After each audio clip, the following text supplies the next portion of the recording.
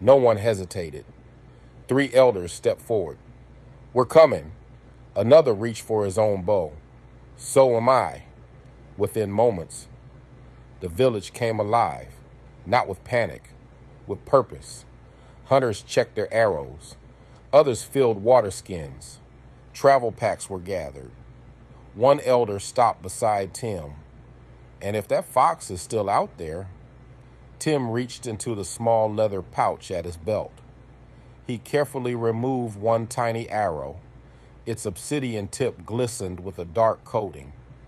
"That's why these are coated." The elder nodded. "Against a rabbit, a clean arrow was enough. Against something as large as a fox, every advantage mattered." Nearby, Chip had heard everything. He walked toward his father. "Dad, Porky's been gone a long time. How are you going to find him?" Tim smiled. "With God, all things are possible." Chip thought quietly.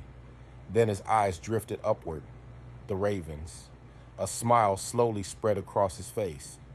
"You taught me something." Tim looked at him. "What was that?" "Prayer is insurance, but actions are payment." Tim smiled. "I remember saying that."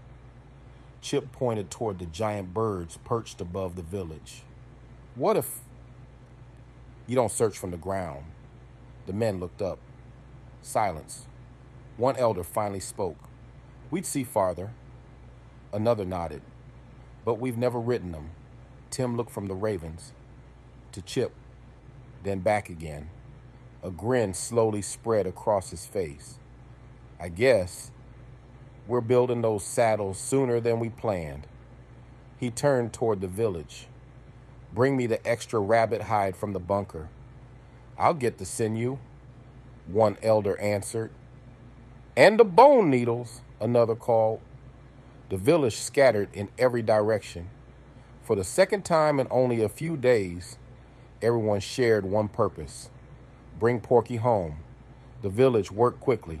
No one complained. No one questioned why. Every hand had a purpose.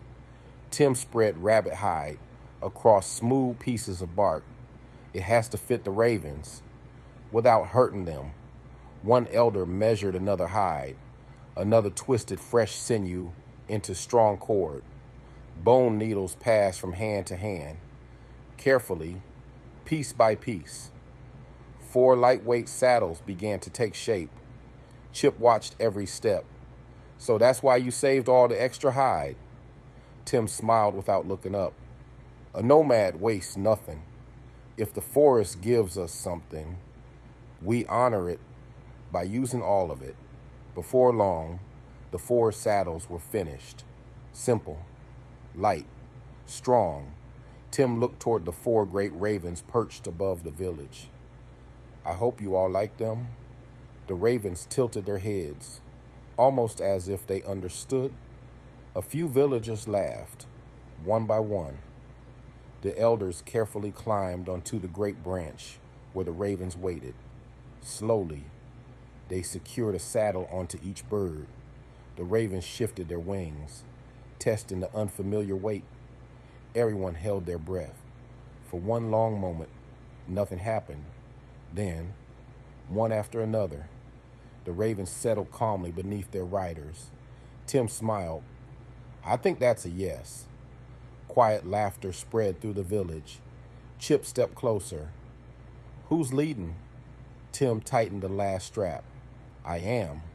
One elder frowned. "You sure?" Tim nodded. "If I ask another father to risk his life for my son, I better be willing to risk mine first." No one argued. The elder simply nodded. They all understood. One by one, the 4 nomads climbed into their saddles. The village watched in silence.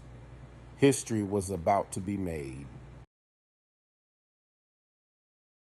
The sun slipped behind the towering forest. One by one, golden rays disappeared beneath the endless leaves. Night settled over the canopy. Lanterns carved from hollow nuts flickered to life. Families gathered for supper. Children laughed as they hurried across the branch roads. The fear of the beaver had begun to fade. High above the forest floor, the Rootborn believed they were safe. Caleb wasn't finished working. He stood beside one of the main walkways. Several younger builders waited nearby. Fresh vines lay coiled at their feet. Caleb inspected every knot, every support, every woven handrail. He gave one final tug. "It'll hold," one of the younger builders smiled. "You always know." Caleb chuckled. "I've learned something. The forest is always stronger than we are. Our job is to work with it." The younger builders nodded. They gathered their tools. Soon, the branch roads grew quiet. Not far away, Enoch stood beside Shelia. She closed her eyes once more. A small songbird rested on a nearby branch.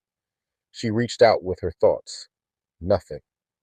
The bird fluttered away. Shelia sighed. "I still can't do it." Enoch smiled. "You couldn't make the sunrise happen either." "But it still came." She looked at him. "Some things happen when the time is right." Shelia nodded. She wasn't convinced, but she trusted him. The forest grew quieter.